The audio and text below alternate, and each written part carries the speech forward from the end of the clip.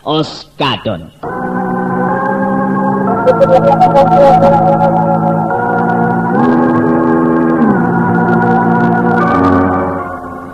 Rakai Mahesa menatap Nyai Balidung.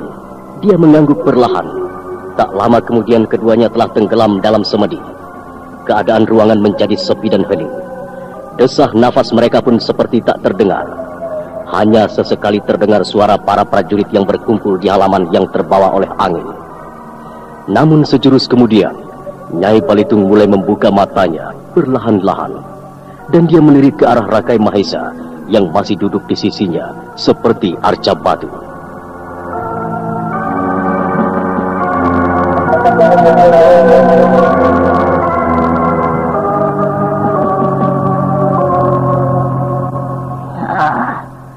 Rakai Mahesa, kasihan kau.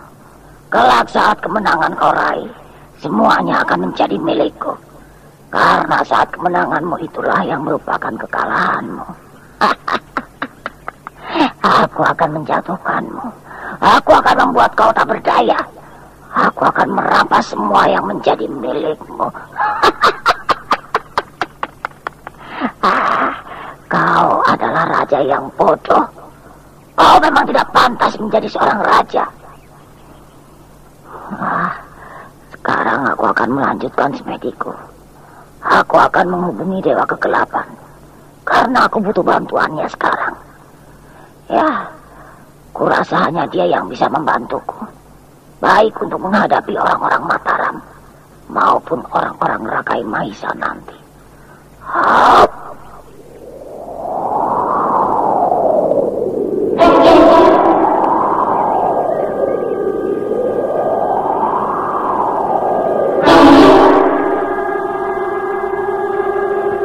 Hai jagat gaib Dewa Kegelapan, aku memanggilmu. Datanglah, aku memerlukanmu. Hadirlah. Nyai, jangan di sini.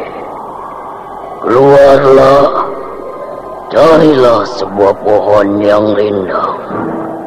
Aku akan menemuimu.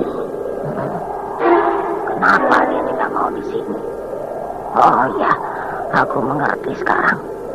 Dia pasti tak mau suaranya didengar oleh Rakai Mahesa. Baiklah, aku keluar saja sekarang.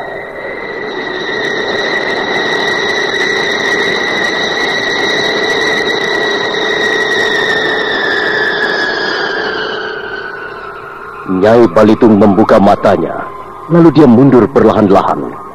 Tak lama kemudian, dia sudah berada di luar rumah. Beberapa prajurit yang berpapasan dengannya menunduk hormat. Nyai Balidung terus berjalan ke arah luar desa Karanggombak. Tak berapa lama kemudian, dia tiba di luar desa. Di sebuah pohon besar yang rindang, Nyai Balidung menghentikan langkahnya.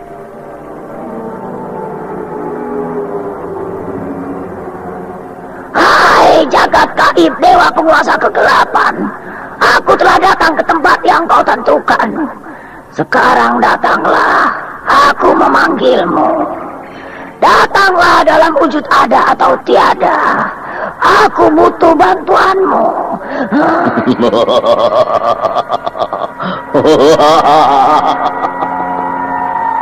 Anakku Nyai Balidung, suaramu tadi mengejutkan selaksa penghuni kegelapan.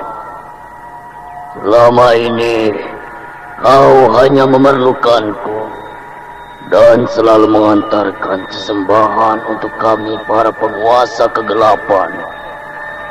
Tapi sekarang kau tiba-tiba memanggilku. Kenapa tiba-tiba suaramu menunjukkan getar ketakutan? Ada apa, anakku? Adakah sesuatu yang membuatmu cemas? Oh, dewa sesembahanku, aku ingin berkuasa di atas segalanya, agar kelak aku mudah mempersembahkan apa yang dewa inginkan. Kelak, setelah perang ini usai, aku ingin menjadi ratu penguasa sekalian Pulau Jawa ini. Aku ingin berkuasa di atas semua raja di tanah Jawa ini. Soal itu jangan kau cemaskan, anakku. Kami akan membantumu. Aku akan selalu melapangkan jalanmu, asalkan kau tidak pernah berpaling dariku. Karena akulah maha berkuasa di dalam kegelapan. Tidak usah cemas, kami membantumu. Sekarang pulanglah, bersiaplah. Terima kasih Dewa, aku lega sekarang.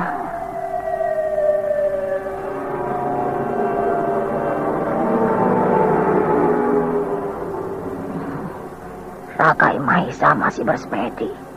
Sebaiknya aku kembali bersemedi. Nyai Balitung kembali duduk di dekat Rakai Mahisa yang masih bersemedi. Tapi begitu dia meletakkan tubuhnya, tiba-tiba terdengar suara Rakai Mahisa. Dari mana kau, Nyai? Aku dari luar, Rakyat. Ada apa? Kenapa kau tinggalkan aku sendiri di sini? Apa yang kau kerjakan di luar? Tidak ada, Rakyat. Aku hanya tiba-tiba saja merasakan sesuatu. Lalu aku keluar. Tapi tidak ada apa-apa di sana. Ada apa, Rakyat? Kenapa kau tampak pucat? Nyai, aku merasakan ada sesuatu yang menyentuh pendengaranku. Dan suara begitu berat. Semediku terganggu. Tapi ketika aku membuka mata, tak ada apa-apa di sekitarku. Kau pun juga tak ada. Maafkan aku, Rakyat. Tapi sudahlah. Ayo kita kembali bersemedi. Atau kau ingin bercinta? Mungkin kau perlu ketenangan dan kesegaran. Aku siap menemanimu, Rakyat. Kita bersemedi saja, Nyai. Ayolah.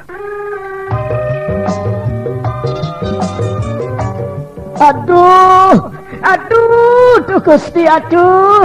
Karo apa ki obate, duh? Angger hari wis nguwatiraken bae.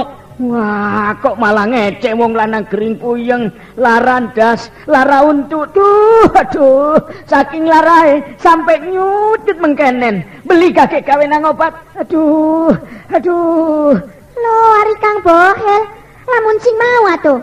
Kula mah beli apa-apa. Nah iki Oskadon, puyeng, larandas, lara untu, keresepan sok lara, karo kian bae kula mah Oskadon beli suwe. Aduh, sering ngantuk kita mari nginum Kang Kienku. Makane pekerjaan iki lagi numpuk pisan. Dasar Kang Bohel mah ketinggalan zaman. Minum Oskadon mah ngantuk segala macem, Kang. Kang penting sih cepet waras. Ces waras. Coba ki. Aduh, Oskadon ya.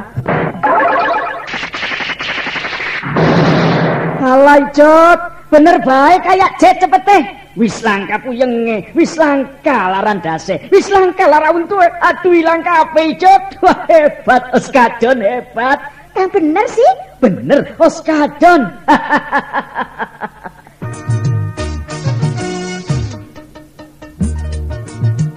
Beli salah maning, cepete ibarat kaya Jet. Oskadon ngilangaken segala macam penyakit puyeng, larandas, lara untu. Wong wadon kang lagi datang bulan ngerasa lara, cuma nginum Oskadon obate. Oskadon ora nimbulaken rasa ngantuk, langka efek sampingane. Oskadon bisa dituku ning ndi bae, ning toko-toko obat, apotek, karo warung-warung kang parek. Oskadon obat puyeng, larandas, lara untu. Wong wadon kang lagi datang bulan ngerasa lara pisan nganggo Oskadon obate. Oskadon produksi PT Supra Verbindo Pharma. Oskadon cepete kaya tenaga jet, hancur segala penyakit. Oskadon.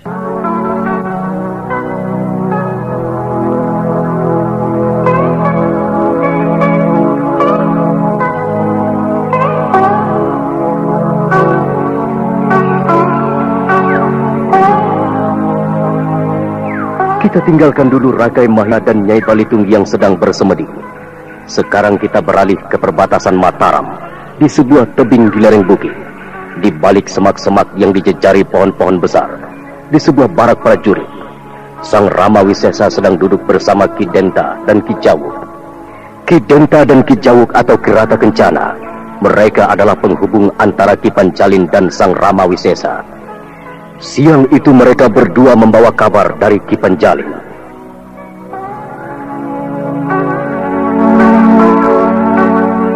Maaf Sang Rama, kami kembali datang kemari karena mengemban tugas dari Tuan Panjalin. Oh, kabar apa itu Ki Denta? Katakanlah. Tugas dan kabar itu tidak begitu berat dan banyak Sang Rama. Sebenarnya kami bisa saja mengutus prajurit untuk kemari. Tapi ini merupakan tugas kami. Ya, maka kami harus menyampaikannya sendiri. Ya, memang begitulah Ki Denta. Yang namanya tugas, biar bagaimanapun harus kita laksanakan. Oh ya, pesan apa itu Ki Denta? Nah, seperti yang kukatakan, bahwa pesan itu tidak begitu berat dan banyak. Namun bagaimanapun, kalau tidak disampaikan akan membuat masalah yang besar. Iya, ya. Begini Sang Rama, mulai hari ini, Ki Panjalin berpesan bahwa kau tidak boleh lagi membuat kegiatan ataupun kerja apapun di sekitar tempat ini. Karena untuk menjaga kemungkinan para prajurit Merak Jingga yang masuk akan mengetahui keberadaan pasukan Mataram di sini. Oh, iya. Terima kasih Ki Denta. Memang benar. Hal ini memang sepele, tapi kalau sampai ketahuan orang-orang Merak Jingga, akibatnya besar sekali. Semua yang telah dipersiapkan oleh Tuan Panjalin akan sia-sia. Dan kita semua menjadi korban. Baiklah. Mulai sore nanti aku tidak akan memberikan pekerjaan apa-apa lagi pada seluruh prajurit yang ada di sini. Selain berjaga dengan waspada. Oh, iya Sang Rama. Oh ya, apakah Rangga Geni tidak ada kemari? Tidak Ki Jawuk. Sejak aku bertemu dengannya di Para Utama, sampai saat ini aku tidak bertemu lagi dengan anak itu. Ada apa dengannya Ki Jawuk? Tidak begitu penting Sang Rama. Lalu? Hanya aku ditugaskan oleh Baginda Rakai Galuh untuk membawa anak itu menghadap pada beliau. Oh, Gusti Rakai Galuh menyuruh Rangga Geni menghadap beliau? Apakah ada hal yang penting? Aku telah bercerita panjang lebar tentang Rangga Geni dan kehebatan serta ilmu yang dimiliki bocah itu. Dan aku bayangkan tentang ilmu yang dimiliki Rakai Mahisa serta Nyai Palitung. Dan Gusti Prabu ingin agar kelak Rangga Geni bersedia menangkapkan Rakai Mahisa untuknya. Oh, menyuruh menangkap Rakai Mahisa untuk beliau? Iya. Karena setelah mendengar ceritaku, maka Gusti Rakai Galuh menyimpulkan bahwa yang bisa mengalahkan Rakai Mahisa adalah Rangga Geni. Jadi maksudnya Gusti Rakai Galuh minta bantuan agar Rangga Geni bersedia membantunya, begitu? Iya. Begitulah. Dan aku mendapat tugas untuk membawa Rangga Geni menemui beliau. Kenapa bukan beliau sendiri yang datang menemui Rangga Geni?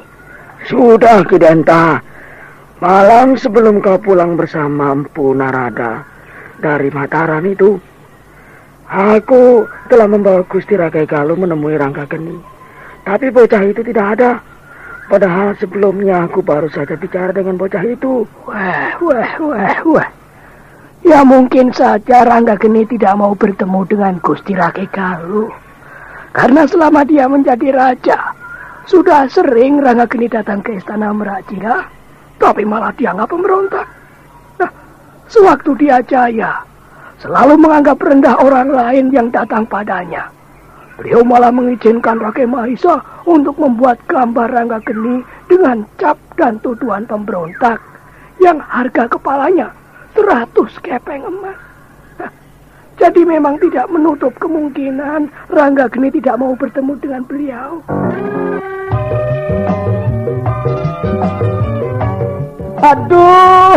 Aduh, Gusti, karo apa ki obate, Angger hari wis nguwatiraken bae. Wah, kok malah ngecek wong lanang gering puyeng, larandas, lara untu. Aduh, saking larae sampai nyucut mengkenen. Beli kakek gawe nang obat. Aduh. Lo ari Kang Bohel, lamun sing mau atuh. Kula mah beli apa-apa. Nah iki oskadon, puyeng, larandas, lara untu, keresepan sok lara, karo kian bae kula mah oskadon beli suwe. Aduh, sering ngantuk kita mari nginum Kang Kienku. Makane pekerjaan iki lagi numpuk pisan. Dasar Kang Bohel mah ketinggalan zaman. Minum oskadon mah ngantuk segala macem Kang. Yang penting sih cepet waras. Tes waras. Coba Ki. Aduh, oskadon ya. Kalai Jod, bener baik kayak jet cepet teh. Wis langka puyenge, wis langka laran dase, wis langka lara untu. Aduh langka apa Jod? Wah hebat oskadon hebat. Yang bener sih? Bener oskadon.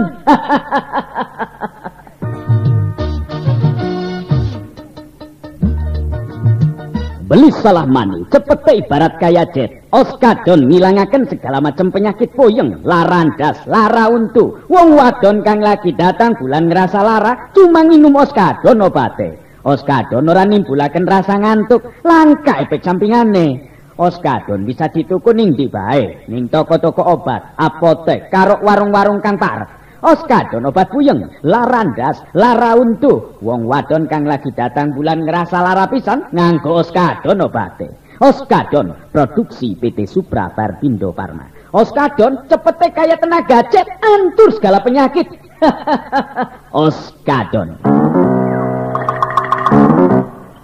Sudahlah Ki Jawo dan Ki Denta. Kenapa kita membicarakan masalah Rangga Geni dan Gusti Prabu Rakegaluh? Saya rasa masalah itu nanti saja. Mungkin saat ini masih banyak hal penting yang seharusnya kita bicarakan. Misalnya tentang kemungkinan pasukan Merak Jingga. Sang Rama. Ya. Aku mendengar dari percakapan Ki Panjalin dan yang lainnya. Nah, katanya saat ini pasukan Rake Mahisa sudah membuat tenda-tenda perkemahan di Karangkombak. Dan mereka siap berangkat ke Mataram dalam waktu yang dekat ini. Sedangkan jumlah mereka 2,5 kali lipat kekuatan pasukan kita. Ya, pasukan mereka memang berjumlah besar dan terdiri dari orang-orang rimba persilatan yang dibayar oleh Rake Mahisa. Iya, itu pasukan yang ketahuan, pasukan yang tampak. Apa maksudmu Ki Jawo? Yang kumaksudkan adalah pasukan lain yang membantu Nyai Balitung. Bukankah perempuan itu memiliki pasukan siluman yang mungkin jumlahnya bisa melebihi pasukan khusus Mataram? Pasukan siluman. Sang Rama, kita pernah bertemu dengan para siluman di desa Kemulan. Mereka memang tidak bisa dibunuh, Sang Rama. Tapi bukankah ada Rangga Geni dan Cadar Perak? Dalam tugas ini nanti merekalah yang akan menghadapi makhluk-makhluk itu. Mereka berdua bisa membinasakan makhluk itu. Rangga Geni dan Cadar Perak. Kasihan kedua orang itu. Kurasa bisa semalaman mereka menumpas makhluk-makhluk itu. Ki Jawo, bukankah untuk membunuh makhluk-makhluk itu digunakan senjata yang khusus? Apakah kau pernah melihat senjata khusus itu yang dimiliki Rangga Geni dan Cadar Perak? Aku baru di sini bertemu dengan Rangga Geni. Kalau mendengar nama dan sepak terjangnya memang sering, maka itu aku tidak tahu senjata apa yang sebenarnya dimilikinya itu. Tapi kalau Cadar Perak, aku bisa menebaknya dari cerita Putri Cemani bahwa pendekar bercadar itu memiliki senjata ampuh, yaitu sebuah trisula perak. Trisula pusaka peninggalan keluarga pendekar Trisula Perak yang hidup ratusan tahun silam. Trisula Perak. Oh ya, aku pernah mendengar tentang pusaka itu. Pusaka itu kalau tidak salah sepasang yang besar dan sebuah yang kecil. Karena dulu pendekar Trisula Perak terdiri dari 3 bersaudara. Ya, kalau senjata itu yang dimiliki Cadar Perak, aku yakin dia memang bisa mengatasi makhluk siluman itu. Tapi seandainya pun Rangga Geni memiliki senjata yang juga bisa membinasakan makhluk-makhluk siluman itu, apakah mereka berdua akan sanggup? Sapakang awake lemes bae, gade minum oskapit. Ahe, kita kan sedina siji. Sehat awake, lan kerjane ora cepet lemes. Abda, pantes semangat lan sehat bae si Akang mah. Pantes minum oskapit sedina siji. Hebat. Oskapit salah siji multivitamin lan mineral kang paling dibutuhaken ning awak kita. Vitamin kang bisa nambah tenaga lan sekaligus menimbulaken semangat ning awak kita. Oskapit vitamin kang bener-bener lengkap. Abdul, lamun kita ngebiasa akan minum oskapit sedina siji, nganggo jaga dan jaga supaya awak tetap sehat lan ora cepet lemes nganggo ngelaksanakan ing pekerjaan. Oskapit dan bagus pisan nganggo ibu-ibu kang lagi hamil lan nyusui supaya bayine sehat lan cerdas, mangkane minum oskapit sedina siji.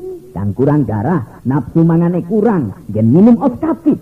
Oskapit vitamin kang lengkep pisan lan sekaligus menjaga kesehatan kita kabeh supaya dadi jag-jag weringkas waluya jati maning. Oskapit nganggo kita kang sering kerja berat lan nganggo para olahragawan, olahragawati, adik-adik pelajar, karyawan-karyawati biasa akan minum oskapit sedina siji. Oskapit vitamin kang paling lengkap. Oskapit produksi PT Supra Perbindo Farma.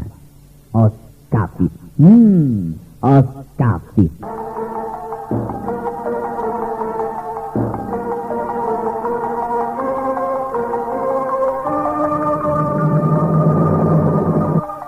Nah, saudara pendengar, bagaimana kisah selanjutnya? Apakah peperangan akan terjadi? Dan siapa yang kalah? Ikuti terus serial Mantra Naga Bumi ini pada seri berikutnya. Sampai jumpa.